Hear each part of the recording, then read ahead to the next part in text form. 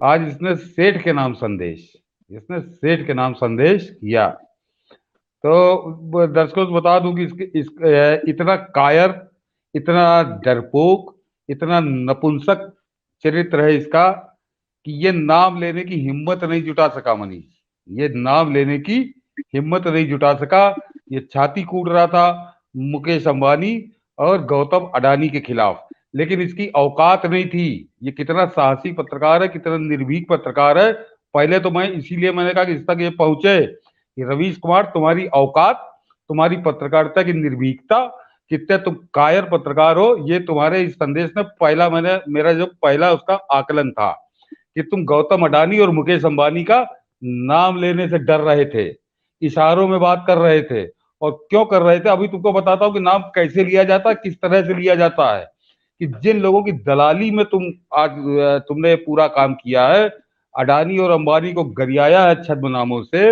मैं छद्म नामों से नहीं, मैं मनीष जी सच बताऊं, दर्शकों से भी यह काज कह दूं कि मैं उन नामों को लेना नहीं चाहता था।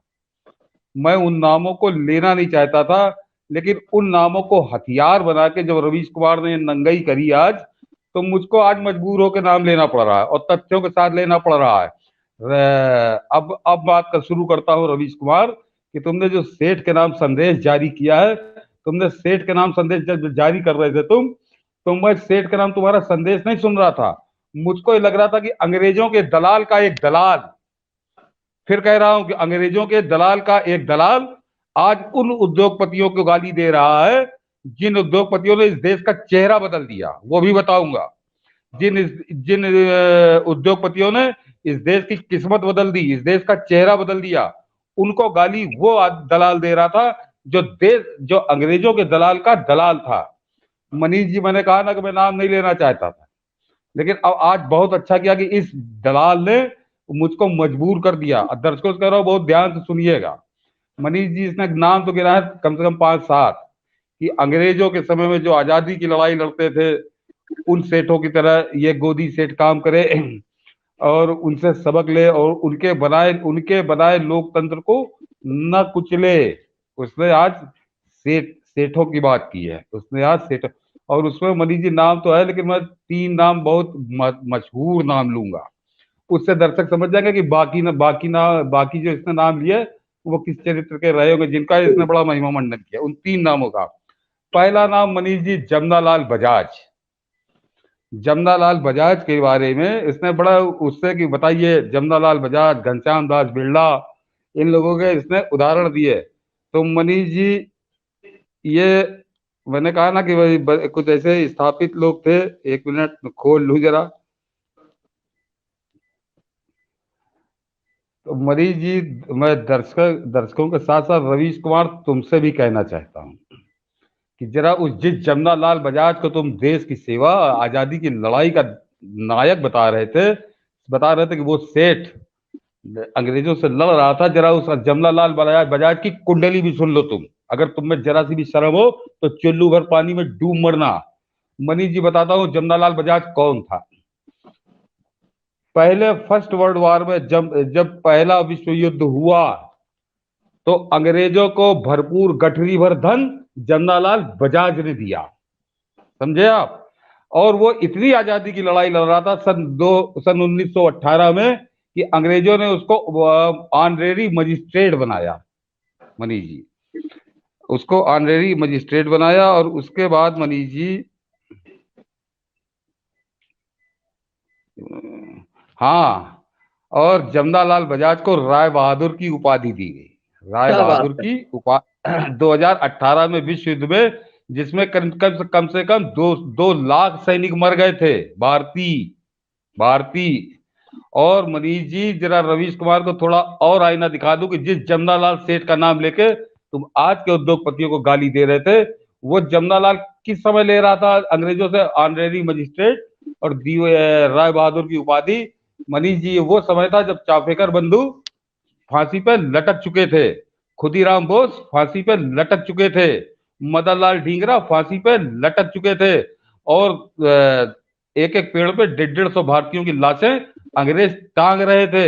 उसके लिए बहुत दूर जाने की जरूरत नहीं है। कानपुर और कानपुर के अगल बगल मेरे लखनऊ में रेजिडेंसी में ऐसे पेड़ है जिनमें एक साथ 100-100 लाशें लटकी लटकी थी, चित्र हैं उनके। जब अंग्रेज ये क्रूरता अत्याचार का नंगा नाच कर चुके थे, उस समय जमनालाल बजाज गठरी भर भर के धन अंग्रेजों को दे रहा था, उनसे ऑनरेरी मजिस्ट्रेट और राय बहादुर की उपाधि ले रहा था। तो जिस जमनालाल बजाज की तुम आज गाना गा रहे थे, जिसके नाम का पुरस्कार लेके तुम बड़ा गौरवान्वित महसूस करते हो, मुझको शर्म आती है उस सेठ जमनालाल बजाज पे। ये कांग्रेसियों के बनाए इतिहास पे नहीं, ये तुमको तथ्य बता रहा हूं। अगर तुम्हें जरा सी भी शर्म हो रवीश कुमार, तो पहले तुम माफी मांगो इस देश से कि जो आदमी अंग्रेजों का दलाल था, जो आदमी खुदीराम बोस, चापेकर बंधु, मदन लाल डीगरा और मनीष जी, सबसे खास बात, इस आजादी की लड़ाई का सबसे नृशंस हत्याकांड जलियांवाला बाग 13 अप्रैल 1919 को हुआ, लेकिन जमनालाल बजाज ने वो राय बहादुर की उपाधि वापस नहीं की। वो राय बहादुरी लिखता रहा, वो अंग्रेजों के दिए सम्मान पे बड़ा गौरवान्वित महसूस करता रहा।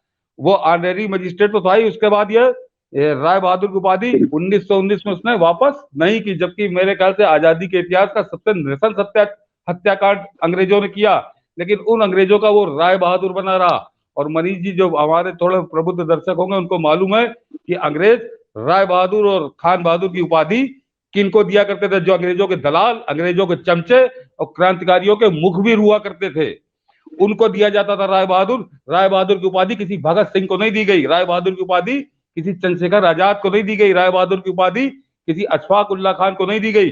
राय बहादुर की उपाधि अंग्रेज अपने दलालों को, अपने चमचों को देते थे। तो रवीश कुमार, तुम आज जिन सेठों की माला जप रहे थे, वो अंग्रेजों के दलाल थे, जिनकी दलाली तुम आज कर रहे थे। तो पहले तो मनीष जी जमनालाल बजाज का ये समझ ले चरित्र, जिसके नाम से कर रहा था। दूसरे मनीष जी, और अभी बताता हूं कि उसके बाद इन्होंने किस तरह से फायदा उठाया। मनीष जी घनश्याम दास बिरला जिस समय देश आजाद हुआ, देश के सबसे बड़े उद्योगपति थे, टाटा के बाद देश के सबसे बड़े उद्योगपति थे। और वो उन्होंने गांधी की बड़ी सेवा की, गांधी कांग्रेस को धन देते थे। क्या घनश्याम दास बिरला के खानदान आज भी है? क्या वो, चैलेंज करता हूं, क्या उन्होंने चवन्नी चवन्नी की बात कर रहा हूं, 1 रुपए की भी नहीं, चवन्नी, क्या उन्होंने चंद्रशेखर आजाद भगत सिंह के मुकदमे में दी? भगत सिंह जब मुकदमा लड़ रहे थे, तो क्या घनश्याम दास बिरला ने अपनी थैली खोली कि मैं देश का सबसे बड़े वकील खड़ा करूंगा? नहीं खोली मनीष जी। काकोरी कांड में जो राम प्रसाद बिस्मिल जैसे लोग फांसी पे झूल गए, चवन्नी खर्च नहीं की। और मनीष जी, जिस अंग्रेजों के खिलाफ लड़ने पे जिंदा जला दिया जाता था, पेड़ों पे लटका दिया जाता था, उन अंग्रेजों से कैसी लड़ाई घनश्याम दास बिरला ने लड़ी होगी कि वो देश के सबसे बड़े उद्योगपति थे। वो देश के सबसे बड़े उद्योगपति थे, तो वो कैसी लड़ाई लड़ रहे थे, कैसी लड़ाई लड़ रहे थे? ये जब समझाने तुम आते हो रवीश कुमार, तो तुम अपना पागल खाने में इलाज कराओ।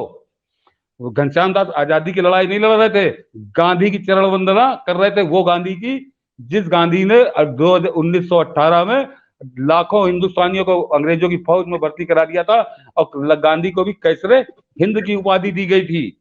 कैसरे हिंद की उपाधि लेते हुए गांधी जब कैसरे हिंद की उपाधि अंग्रेजों से ले रहा था, उस समय खुदीराम बोस फांसी पे लटक चुका था, मदन लाल ढींगरा फांसी पे लटक चुका था, चापेकर बंधु, तीन बंधु, तीनों फांसी पे लटक चुके थे। और मनीष जी 1915 में सेठ अमीर चंद बाल मुकुंद सहित 3 आदमी, जिन्होंने लॉर्ड हार्डिंग पे, वायस राय जो था हिंदुस्तान का, उसके ऊपर बम फेंका था, वो हाथी की सवारी में जब निकल रहा था, वो भी फांसी पे लटक चुके थे। तो गांधी कोई अनपढ़ गवार आदमी नहीं था, जमनालाल बजाज कोई अनपढ़ गवार आदमी नहीं था। इतने क्रूर हत्याकांड करने वाले अंग्रेजों के साथ वो कैसरे हिंद की उपाधि गांधी ले रहे थे, और राय बहादुर की उपाधि जमनालाल बजाज ले रहे थे।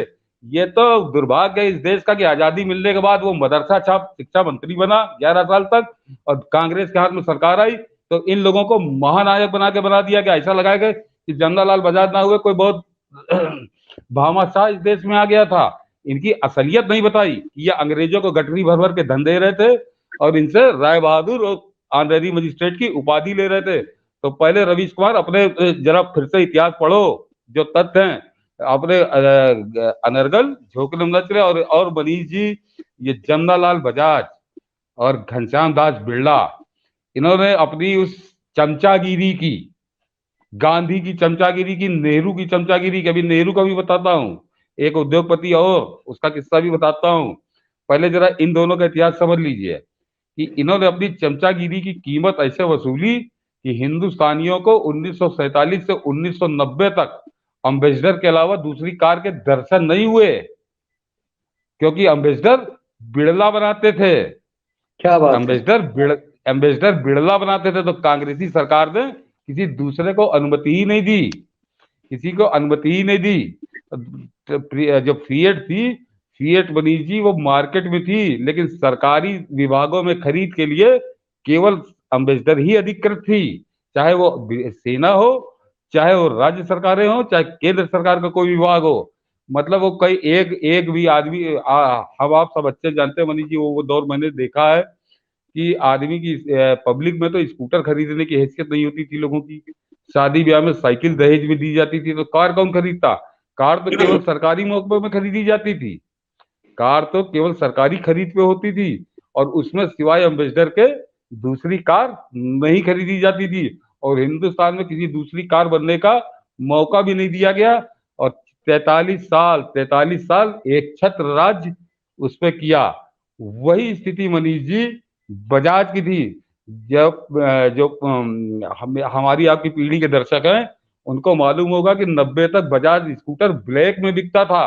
क्यों? क्योंकि दूसरा कोई स्कूटर था ही नहीं हिंदुस्तान में, किसी को अनुमति ही नहीं थी, किसी को अनुमति ही नहीं थी। एक वो बड़ा घचा पिटा लबरेटा चलता था, उसके अलावा दूसरा कोई स्कूटर मार्केट में था ही नहीं। तो बजाज और घनश्याम दास बिरला ने इस तरह से कीमत वसूली, और इनके उत्पाद कितने घटिया थे और केवल सत्ता के संरक्षण में पड़ रहे थे, इसको एक तथ्य से दर्शक बड़ी आसानी से समझ जाएंगे कि जैसे ही 1991 में नरसिंह राव ने दरवाजे खोले अम्बेसडर कार और बजाज स्कूटर, पता नहीं किस कब्रिस्तान में दफन होगा कि आज उनके निशान नहीं मिलते, उनके निशान नहीं मिलते। और इसी जगह मैं दूसरे एक उद्योगपति का नाम क्यों नहीं ले रहा हूं, टाटा, कि एक सारे दरवाजे खोल दिए, उसके बावजूद पूरी दुनिया की कोई कंपनी आज भी टाटा का ट्रक और टाटा के बस को टक्कर दे नहीं पाई। हिंदुस्तान में आई सब जापान से भी आई, कोरिया से भी आई, क्योंकि टाटा के काम में गुणवत्ता थी, सत्ता का संरक्षण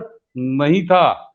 और घनश्याम दास बिरला और जमनालाल बजाज केवल सरकारी उस पर मौज लेते रहे, केवल सरकारी उस पर। और रवीश कुमार, तुम्हारी आंखें बंद हो गई होंगी, उसी जमनालाल बजाज के वंशज इस उत्तर प्रदेश में लखीमपुर और गोंडा में शुगर मिल चल रहा, जरा एक चक्कर लगा के आ जाओ। किसानों के जूते घिस गए हैं, किसानों के जूते घिस गए हैं। योगी बाबा ने सब जगह करा दिया है, सरकारी सरकारी मिलों में भी भुगतान हो रहा है, लेकिन वो जमनालाल बजाज के जो वंशज हैं, जिस राहुल बजाज का तुम गाना गा रहे थे, उसके जो वंशज हैं, वो किसानों का पैसा मार के बैठे हैं। उत्तर प्रदेश में आज भी जो बजाज की गन्ना मिले हैं, उनमें पैसे के लिए किसान दर दर भटक रहा है। ना हो तो जरा पता करा लेना, कल अपना रिपोर्टर भेज के, उनको तुम गाली दे रहे थे। तो मनीष जी, दर्शकों को मैंने जरा पृष्ठभूमि इसलिए समझाई कि ये आदमी कितने निचले स्तर पे गिराया है, कि अंग्रेजों के दलालों के दलाल के गाने गा रहा है।